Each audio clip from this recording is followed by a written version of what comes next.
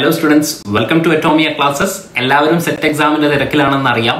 അതിന് നിങ്ങളെ ഹെൽപ്പ് ചെയ്യാനായിട്ട് പ്രീവിയസ് ഇയർ ക്വസ്റ്റ്യൻസിന്റെ ഡിസ്കഷൻ സീരീസ് ആണ് നമ്മൾ തുടങ്ങാൻ ആഗ്രഹിക്കുന്നത്.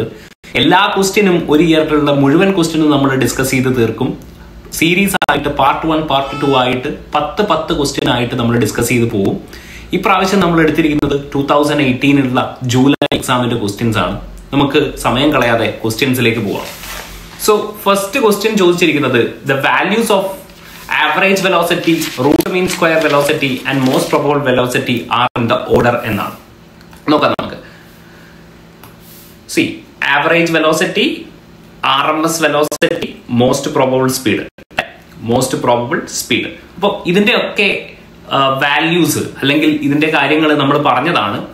സോ RMS സ്പീഡിന്റെ ഇക്വേഷൻ എന്തായിരുന്നു? VRMS √3RT/m ആണ് അല്ലെ? √3RT/m. ഇനി ആവറേജ് സ്പീഡ് ആണെങ്കിലോ? ആവറേജ് സ്പീഡ് ആണെങ്കിൽ √8RT/m. നമ്മൾ ക്ലാസ്സിൽ ഡിസ്കസ് ചെയ്ത കാര്യങ്ങൾ തന്നെയാണ്. ഇനി മോസ്റ്റ് പ്രോബബിൾ സ്പീഡ് ആണെങ്കിൽ √2RT/m എന്ന് വരും. √2RT/m. അതായത് RT/m കൊണ്ട് നമ്മൾ കോമൺ ആയിട്ട് ഡിവൈഡ് ചെയ്യുകയാണെങ്കിൽ VRMS is to V average is to most probable speed. ഇങ്ങനെ വരികയാണെങ്കിൽ ഇവിടെ എന്ത് വരും? √8/pi is to √3 എന്ന് പറഞ്ഞാൽ എത്രയാണ്? 1.73. √2 1.414 ആണ്. ഇത് 1.59 ആണ്. റൈറ്റ്, ഈ ഒരു വാല്യൂസ് നമുക്ക് കിട്ടും. അങ്ങനെയാണെങ്കിൽ നമ്മുടെ ഓപ്ഷൻ എന്ത് വരും? ഓപ്ഷൻ ഡി വരും. RMS speed is greater than average speed, which is greater than in the most probable speed. So next question ചോദിച്ചിരിക്കുന്നത് ഓർഗാനിക് കെമിസ്ട്രിയിൽ നിന്നാണ്. The major product of dehydrobromination, HBr elimination ആണ് പറയുന്നത് അല്ലെ? ബീറ്റ എലിമിനേഷൻ ഒക്കെ നിങ്ങൾ കേട്ട കാര്യമാണ്. നോക്കൂ, 2-bromo 2-methyl butane എന്നാണ് പറഞ്ഞിരിക്കുന്നത്. 2-bromo 2-methyl butane using ethoxide ion അല്ലെ? ETO- NaOET അങ്ങനെ എടുക്കാം. ഒരു ബേസ് ആണ് അല്ലെ? അങ്ങനെയാണെങ്കിൽ നമുക്ക് എന്ത് ചെയ്യാം? ബീറ്റ എലിമിനേഷൻ ആയിരിക്കും നടക്കുക. ഈ BR അറ്റാച്ച് ചെയ്തിരിക്കുന്ന കാർബണിനെയാണ് നമ്മൾ ആൽഫ എന്ന് വിളിക്കാം. ഇതും ബീറ്റയാണ്, ഇതും ബീറ്റയാണ്. പക്ഷേ പ്രിഫറബിളി ഏത് ബീറ്റ? ഇത് β1 എന്ന് വിളിക്കാം, ഇത് β2 എന്ന് വിളിക്കാം. പ്രിഫറബിളി ഏത് ബീറ്റ ഹൈഡ്രജൻ എലിമിനേറ്റ് ആവും? β1. കാരണം എന്താണ്? ഇവിടെ ഉണ്ടാവുന്ന പ്രൊഡക്റ്റ് എന്താണ്? സൈഡ് സബ് പ്രൊഡക്റ്റ് ആണ് അല്ലെ? Side sub product. അതായത് ഇവിടുന്ന് HBr പോവുകയാണെങ്കിൽ CH3 CH3 double bond CH3 എന്ന് വരും അല്ലെ? ഇതിനെയാണ് നമ്മൾ സൈഡ് സബ് റൂൾ എന്ന് പറയുന്നത്. സൈഡ് സബ് പ്രൊഡക്റ്റ് ആയിരിക്കും നമുക്ക് കിട്ടുക. ഇനി അല്ലെങ്കിൽ ഈ β2 ആണ് എലിമിനേറ്റ് ആവുന്നതെങ്കിൽ നമുക്ക് എന്ത് പ്രൊഡക്റ്റ് കിട്ടും? ഹോഫ്മാൻ പ്രൊഡക്റ്റ് കിട്ടും. ഇതെന്തായിരിക്കും? ഹോഫ്മാൻ പ്രൊഡക്റ്റ് ഒരു മൈനർ പ്രൊഡക്റ്റ് ആയിരിക്കും. അപ്പൊ നമുക്ക് എന്ത് കിട്ടും? CH2 ഡബിൾ ബോണ്ട് CH3 എന്ന് കിട്ടും. ഇതെന്താണ്? ഹോഫ്മാൻ പ്രൊഡക്റ്റ് ആണ്. Hofmann product which is a minor product ആയിരിക്കും നമുക്ക് ഹോഫ്മാൻ പ്രൊഡക്റ്റ് കിട്ടുക. സോ നമ്മുടെ ആൻസർ ആയിരിക്കും ഇത് 2-methyl butadiene. Yes, option A ആയിരിക്കും answer. Right, next question. Hybridisation of PCl3 chemical ബോണ്ടിങ്ങുമായിട്ട് ബന്ധപ്പെട്ടിട്ടുള്ള ക്വസ്റ്റ്യൻ ആണ്. PCl3 എങ്ങനെ വരും? ഇങ്ങനെയല്ലേ PCl3 വരിക? റഫായിട്ട് വരക്കുകയാണെങ്കിൽ 3 സിഗ്മ അല്ലെ? 5 ആണ് വാലൻസ് ഇലക്ട്രോൺ. എത്രയാണ് വാലൻസ് ഇലക്ട്രോൺ? ഫോസ്ഫറസിൽ 5 ആണുള്ളത്. അപ്പോൾ 3 ഇലക്ട്രോൺ എന്ത് ചെയ്തു? ബോണ്ടിന് യൂസ് ചെയ്തു. അപ്പോൾ 3 sigma bond, 1 lone pair, 1 lone pair. അപ്പൊ എന്തായിരിക്കും? 4 ആയിരിക്കും അല്ലെ? ഇതെങ്ങനെ ഹൈബ്രിഡൈസേഷൻ എങ്ങനെയാണ് കണ്ടുപിടിക്കുക? Number of sigma bond plus number of lone pair. ഇപ്പൊ എത്ര കിട്ടി? 4 ആണെങ്കിൽ അതെന്തായിരിക്കും? sp3 ആയിരിക്കും. റൈറ്റ്, വളരെ സിമ്പിൾ ആയിട്ടുള്ള ക്വസ്റ്റ്യൻസ് ആണ് ചോദിക്കുന്നത്. സോ ഓപ്ഷൻ എന്താണ്? A, sp3. Next question. In Maxwell velocity distribution curve. Yes, ഇത് വളരെ ഇമ്പോർട്ടന്റ് ആയിട്ടുള്ള ക്വസ്റ്റ്യൻ ആണ്. മാക്സ്വെലിന്റെ വെലോസിറ്റി ഡിസ്ട്രിബ്യൂഷൻ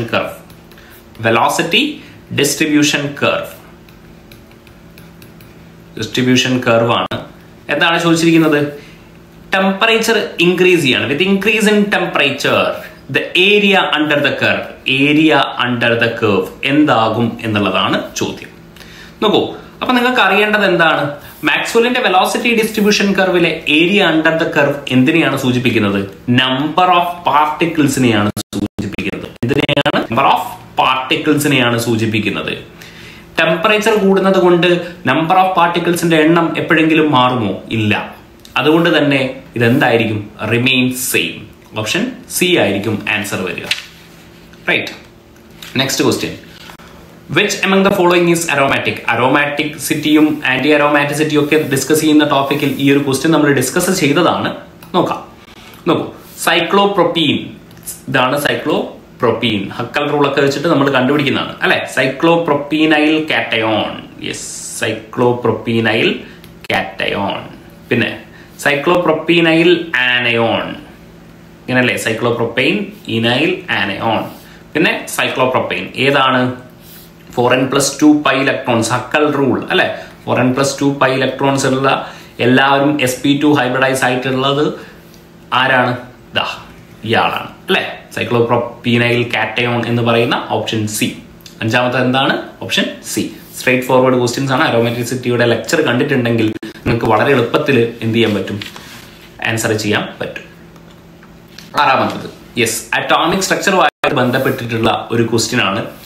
പറഞ്ഞിരിക്കുന്നത് സിലിക്കൺ തന്നിട്ടുണ്ട്, സൾഫർ തന്നിട്ടുണ്ട്, germanium, chlorine, bromine. Silicon, sulphur, germanium, chlorine, bromine. എന്താണ് ചോദിച്ചിരിക്കുന്നത്? ടെസ്റ്റ് തന്നിട്ടുണ്ട് അല്ലെ. രണ്ട് സെറ്റിൽ ക്വാണ്ടം നമ്പറും അസിമുത്തൽ ക്വാണ്ടം നമ്പറും സെയിം ആണ് എന്നുള്ളതാണ് ചോദ്യം. എന്താണ് പ്രിൻസിപ്പൽ ക്വാണ്ടം നമ്പർ അല്ലെ? പ്രിൻസിപ്പൽ ക്വാണ്ടം നമ്പർ എന്തിനെയാണ് സൂചിപ്പിക്കുന്നത്? ഷെൽസിനെയാണ് അല്ലെ. അല്ലെങ്കിൽ പീരിയഡ് നമ്പറിനെ സൂചിപ്പിക്കുന്നതാണ് പ്രിൻസിപ്പൽ ക്വാണ്ടം നമ്പർ. എൽ എന്ന് പറഞ്ഞാൽ എന്താണ്? അസിമുത്തൽ ക്വാണ്ടം നമ്പർ ആണ് അല്ലെ. അസിമുത്തൽ ക്വാണ്ടം നമ്പർ എന്തിനെയാണ്? സബ്ഷെല്ലിനെയാണ് സൂചിപ്പിക്കുന്നത് അല്ലെ. റൈറ്റ്. അപ്പോ ഞാൻ ഇതിന്റെ ഒരു ആൻസർ ആയിട്ട് തന്നെ പറയാം. പ്രിൻസിപ്പൽ ക്വാണ്ടം നമ്പർ എന്ന് പറഞ്ഞാൽ നോക്കൂ, നമ്മൾ ജസ്റ്റ് ഒന്ന് എഴുതുകയാണെങ്കിൽ ഓക്സിജൻ ഇവിടെ വരും, സൾഫർ ഇവിടെ വരും, ഫ്ലൂറിൻ ഇവിടെ വരും, ക്ലോറിൻ ഇവിടെ വരും, ബ്രോമിന് ഇവിടെ വരും, അതേപോലെ സിലിക്കൺ ഉണ്ട് അല്ലെ. കാർബൺ, സിലിക്കൺ, ഇങ്ങനെയായിരിക്കില്ലേ കാര്യങ്ങൾ വരിക. നോക്കൂ, അപ്പൊ silicon, germanium, silicon, carbon, silicon, germanium. അപ്പോൾ ഇതിന്റെ പീരീഡ് നമ്പർ എത്രയാണ്? കാർബണിന്റെ പീരീഡ് നമ്പർ എത്രയാണ്? 2 ആണ് അല്ലെ. ഇത് 2 ആണ്, 3, 4 ആണ്. റൈറ്റ്. അപ്പൊ നോക്കിക്കോളൂ, സിലിക്കണും ജർമേനിയം പീരീഡ് നമ്പർ സെയിം ആണോ? അല്ല. പക്ഷെ സൾഫറും ക്ലോറിനും നോക്കി, പ്രിൻസിപ്പൽ ക്വാണ്ടം നമ്പർ എന്താണ്? സെയിം ആണ്. പ്രിൻസിപ്പൽ ക്വാണ്ടം നമ്പർ എന്താണ്? സെയിം ആണ്. സൾഫറും ക്ലോറിനും പ്രിൻസിപ്പൽ ക്വാണ്ടം നമ്പർ എന്താണ്? സെയിം ആണ്. അതേസമയം ജർമേനിയവും ബ്രോമിനും എടുത്തു നോക്കൂ. ജർമേനിയത്തിനും ബ്രോമിന്റെയും എന്തായിരിക്കും? പ്രിൻസിപ്പൽ ക്വാണ്ടം നമ്പർ എന്തായിരിക്കും? സെയിം ആണ്. എന്നും എന്താണ്? സെയിം ആണ്. അതേപോലെ എൽ എന്ന് പറഞ്ഞാൽ എന്താണ്? സബ്ഷെൽ. ഇവരൊക്കെ എന്താണ്? P sub. ഏത് ഓർബിറ്റലിലേക്കാണ് ലാസ്റ്റ് ഇലക്ട്രോൺ എൻ്റർ ചെയ്യുന്നത്? പി സബ്ഷെല്ലിലേക്കാണ് അല്ലെ. അതുകൊണ്ട് ഇവരുടെ എൽ വാല്യൂം എന്തായിരിക്കും? സെയിം ആയിരിക്കും. അതായത് സൾഫറിന്റെയും ക്ലോറിന്റെയും എൽ വാല്യൂം എന്തായിരിക്കും? സെയിം ആയിരിക്കും. ഇനി ക്ലോറിനും ബ്രോമിനും ആണെങ്കിൽ ഇവരുടെ പീരിയഡ് നമ്പർ എന്തായിരിക്കും? ഡിഫറെന്റ് ആയിരിക്കും. ഇവരൊക്കെ പി ബ്ലോക്ക് ആയതുകൊണ്ട് എൽ വാല്യൂസിനെ നമ്മൾ അധികം എന്ത് ചെയ്യേണ്ട നോക്കേണ്ട ആവശ്യമില്ല. സോ സൾഫറും ക്ലോറിനും ഉണ്ടാവും, അതേപോലെ ജർമേനിയവും ബ്രോമിനും ഉണ്ടാവും. അപ്പൊ ഓപ്ഷൻ എന്തായിരിക്കും? ഓപ്ഷൻ ബി ആയിരിക്കും. 6B ആണ് ആൻസർ. ഇനി 7th, number of carbon atom present in the unit cell of diamond. വളരെ ഇമ്പോർട്ടന്റ് ആയിട്ടുള്ള ക്വസ്റ്റ്യൻ ആണ്. സോളിഡ് സ്റ്റേറ്റിലുള്ള ക്വസ്റ്റ്യൻ ആണ്. ഓക്കെ, ഡയമണ്ടിന്റെ ക്വസ്റ്റ്യൻ ആണ്. ഡയമണ്ടിന്റെ യൂണിറ്റ് സെല്ലിൽ എത്ര കാർബൺ ആറ്റം ഉണ്ട് എന്നുള്ള ചോദ്യമാണ്. നോക്കൂ, ഡയമണ്ട് നമുക്ക് അറിയണം ഇതെന്താണ്? Has FCC unit cell. Has FCC unit cell. അപ്പൊ FCC എങ്ങനെയാണ് ആറ്റംസ് അറേഞ്ച് ചെയ്തിരിക്കുന്നത്? ആറ്റംസ് അറേഞ്ച് ചെയ്തിരിക്കുന്നത് 1/2 × 6. ഫേസ് സെന്ററിലും 1/2 × 8 അല്ലെ. കോർണറിലും ഫേസ് സെന്റേഴ്സിലും. അങ്ങനെയാണെങ്കിൽ എത്രയുണ്ട്? 4 എണ്ണം. ഇത് കൂടാതെ കാർബൺ ആറ്റംസ് എവിടെയൊക്കെ ഉണ്ട്? Carbon atoms also carbon atoms are present in alternative tetrahedral voids. Alternative tetrahedral voids. അങ്ങനെയാണെങ്കിൽ ടോട്ടൽ ടെട്രാഹെഡ്രൽ വോയിഡ്സ് എത്രയാണ്? ടോട്ടൽ ടെട്രാഹെഡ്രൽ വോയിഡ്സ് 4 ആണെങ്കിൽ എത്ര ഉണ്ടാവും? 8 എണ്ണം ഉണ്ടാവും. അപ്പോൾ പകുതിയല്ലേ ഉണ്ടാകുക? 1/2 × 8. ഓൾട്ടർനേറ്റീവ് അല്ലേ പറഞ്ഞത്, അപ്പോൾ 4. അപ്പോൾ ടോട്ടൽ എത്രയായിരിക്കും? 4 + 4 എത്രയായിരിക്കും? 8. 8 കാർബൺ ആറ്റംസ് പ്രസന്റ് ആയിരിക്കും. റൈറ്റ്. ഇനി 8ാമത്തെ ക്വസ്റ്റ്യൻ അഗെയിൻ സോളിഡ് സ്റ്റേറ്റ് ആണ്. സോളിഡ് സ്റ്റേറ്റ് ഒക്കെ വളരെ ഇമ്പോർട്ടന്റ് ആയിട്ടുള്ള ടോപ്പിക്സുകളാണ്. നോക്കൂ, in phase centred structure, cubic structure, A atoms occupies, FCC എന്നാണ് പറഞ്ഞിരിക്കുന്നത്. അതുകൊണ്ട് തന്നെ എത്ര ഉണ്ടാവും? 4 ആയിരിക്കും ആറ്റംസ് ആയിരിക്കും ഉണ്ടാകുക. A atoms occupies half of the tetrahedral voids. എത്ര ടെട്രാഹെഡ്രൽ വോയിഡ്സ് ഉണ്ടാവും? n സ്ഫിയേഴ്സ് ആണെങ്കിൽ ടെട്രാഹെഡ്രൽ വോയിഡ് എത്രയായിരിക്കും? 2n, അതായത് 8 എണ്ണം ഉണ്ടാവും. A ഒക്യുപ്പൈ ചെയ്യുന്നത് എന്താണ്? Half of the tetrahedral voids ആണ്. അങ്ങനെയാണെങ്കിൽ A എത്രയാണ്? A4.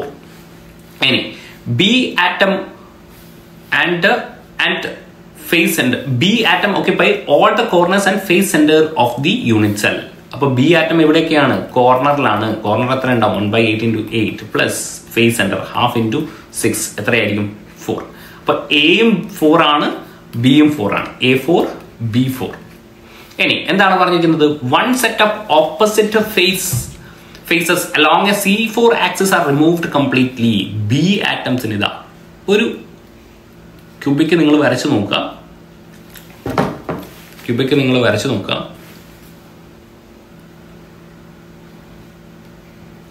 ഒരു ക്യൂബ് വരയ്ക്കുക. ഇവിടെയൊക്കെ ഉണ്ട്. ഞാൻ പറയുന്നത് ഇതാണ് C4 ആക്സിസ് വരുന്നത്.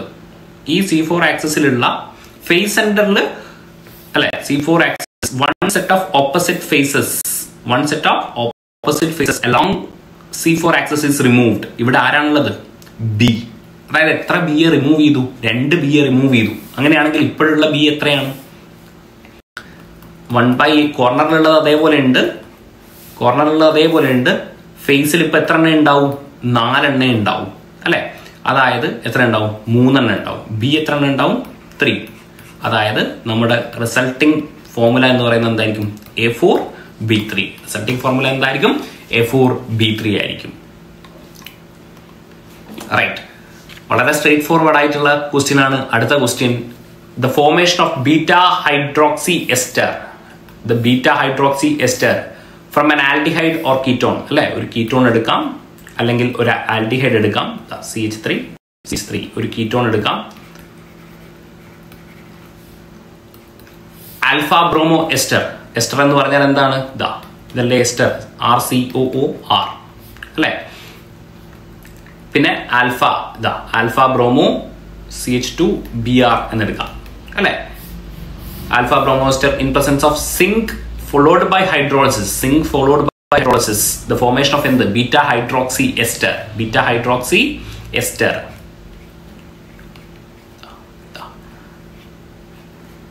CH3 ഈ CH3 ആണ് ഇവിടെ വരിക. ഈ 2 CH3 ആണ് ഇവിടെ വരിക. Hydroxy OR.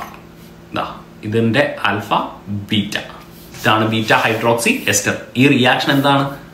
റഫോർമാറ്റ്സ്കി റിയാക്ഷൻ അല്ലേ. റഫോർമാറ്റ്സ്കി ഇക്വേഷൻ ഈ റിയാക്ഷൻ നമ്മൾ കൃത്യമായിട്ട് ലെക്ചേഴ്സിലൊക്കെ പറഞ്ഞിട്ടുള്ളതാണ്. സ്ട്രെയിറ്റ് ഫോർവേഡ് ആണ് ക്വസ്റ്റ്യൻസ്. നെയിംഡ് റിയാക്ഷൻസ് കൃത്യമായിട്ട് നിങ്ങൾക്ക് അറിഞ്ഞിരിക്കണം. റൈറ്റ്. ഈ ഒരു സെക്ഷനിലെ ലാസ്റ്റ് ക്വസ്റ്റ്യൻ നോക്കൂ. The correct arrangement of IF3 XeF2 SF4 in the increasing order of lone pairs on the central atom ആണ് ചോദിച്ചിരിക്കുന്നത്. നോക്കൂ, XeF2 എന്ന് പറഞ്ഞാൽ എന്താണ്? Xയിൽ എത്ര വാലൻസ് ഇലക്ട്രോൺ ആണ്? 8 ആണ് അല്ലേ. അപ്പോൾ 2 എണ്ണം ബോണ്ടിന് യൂസ് ചെയ്തു. ബാക്കി എത്ര എണ്ണം ഉണ്ടാവും? 6 ഇലക്ട്രോൺ ആണ് ഉണ്ടാകുക. അപ്പോൾ 3 ലോൺ പെയർ ആയിട്ട് XeF2 ഉണ്ടാവും. അതേപോലെ IF3യിലാണെങ്കിൽ വാലൻസ് ഇലക്ട്രോൺ എത്രയാണ്? Iയിൽ 7 ആണ്. 7 ആണെങ്കിൽ 3 ബോണ്ട് പെയർ ഉണ്ടാവും അല്ലെ. 3 ബോണ്ട് പെയർ ഉണ്ടെങ്കിൽ നോക്കൂ, 2 ലോൺ പെയർ. അങ്ങനെയാണെങ്കിൽ ഇവിടെ എത്ര ഉണ്ട്? 2 ലോൺ പെയർ ഉണ്ട് അല്ലെ.